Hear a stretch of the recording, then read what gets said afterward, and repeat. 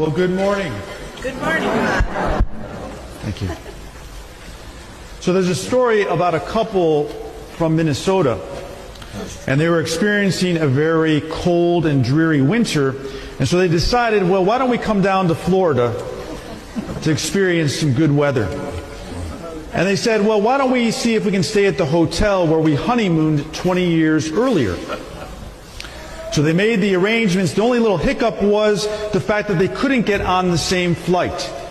And so they agreed that the husband was going to travel down to Florida on Thursday, and then on the next day, on Friday, the wife would follow.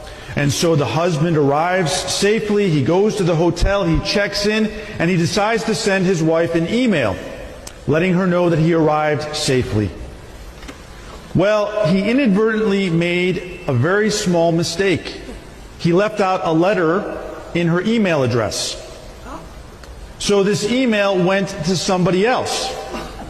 Now, the recipient of the email was a woman in Houston, Texas, who earlier that morning had buried her husband. What? Her husband was a minister.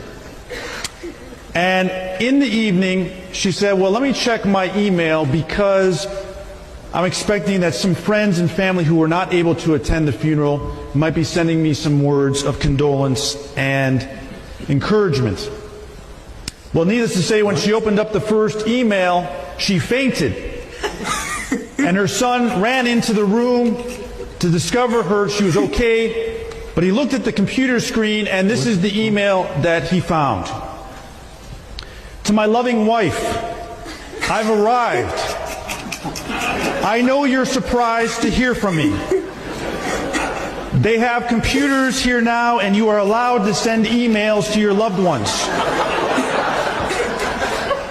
I've just arrived and been checked in. I see that everything has been prepared for your arrival tomorrow. Looking forward to seeing you then.